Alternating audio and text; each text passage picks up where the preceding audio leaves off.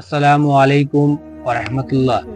আগামী কালকে 7ই জুন আমরা কুরবানির ঈদ পালন করব।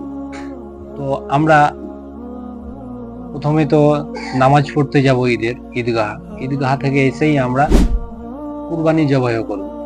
তো কুরবানি জবাই করব আমরা কোথায় করব? কুরবানি জবাই আমরা যদি কুরবানি করতে হয় তাহলে আমরাকে পর্দার সহিত কুরবানি করতে হবে, যেন ওই রক্ত মাংস রাস্তা থেকে দেখা না যায়। কেন যে আমরা কুরবানি করছি আল্লাহকে সন্তুষ্ট করার জন্য, কাউকে দেখার জন্য নয়। তাহলে আমরা রাস্তার ধারে কাউকে দেখিয়ে দেখিয়ে কুরবানি করে লাভ কি? আরো হয়তো কারো ভাবমূর্তি নষ্ট হচ্ছে, কেউ দেখতে পারবে না। সেই রাস্তা দিয়ে অনেকেই চলাফেরা করে, অনেক ধর্মের লোক চলাফেরা করে। তো অন্য ধর্মের লোককে তো আমরা কষ্ট দিয়ে সেই কষ্ট দিতে পারি না।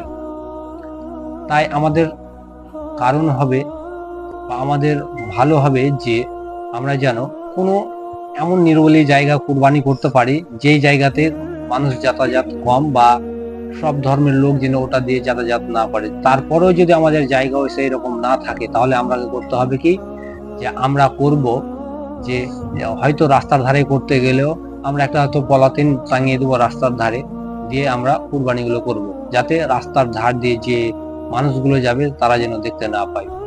2 নম্বর প্রশ্ন থাকলো আমার এখানে, যে আমরা কুরবানি করি, কুরবানি করার পরে আমরা ছবি তুলি, ভিডিও করি, তারপর আমরা কি করি, সোশ্যাল মিডিয়ায় দিয়ে দিই। তো আমরা যেন এই সোশ্যাল মিডিয়াতে এই ছবিগুলো না দিই। রক্ত মাখা বা গরু বা খাসি আমরা জবাই করছি, সেই সময় সেই তার রক্ত মাংস আমরা মানুষকে দেখাচ্ছি, দেখ আমি কত বড় কুরবানি করেছি।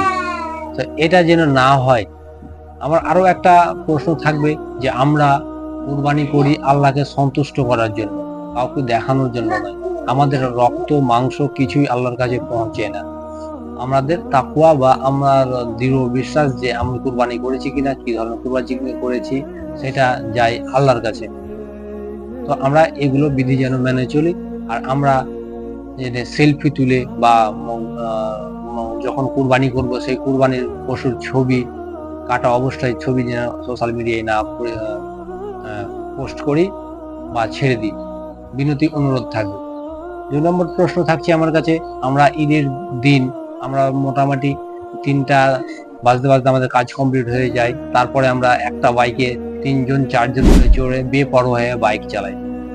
এখন অনেকেই বাইরে থেকে বাড়ি এসছে, যারা পরিযায়ী শ্রমিক, অনেকেই বাইরে এসছে, তাদেরকে অন্তত আমি বলবো যে আমরা যেন বেপরোয়া হয়ে বাইক না চালাই। আমরা ঘুরতে কোথাও গেলে যাই, কেউ বারণ করবে না, কিন্তু বেপরোয়া হয়ে বাইক না চালাই। সবসময় 2জনের বেশি বাইকে উঠবো না, আর সর্বদা মাথায় হেলমেট যেন থাকে। এটা মনে রেখে আমাদের রাস্তাঘাটে চলাফেরা করতে হবে। বাইকে 2জনের বেশি কেউ চাপবো না, এবং লাপরোয়া হয়ে কেউ বাইক চালাবো না। আমার বিশেষ অনুরোধ থাকবে সবারই কাছে। ধন্যবাদ। আসসালামু আলাইকুম।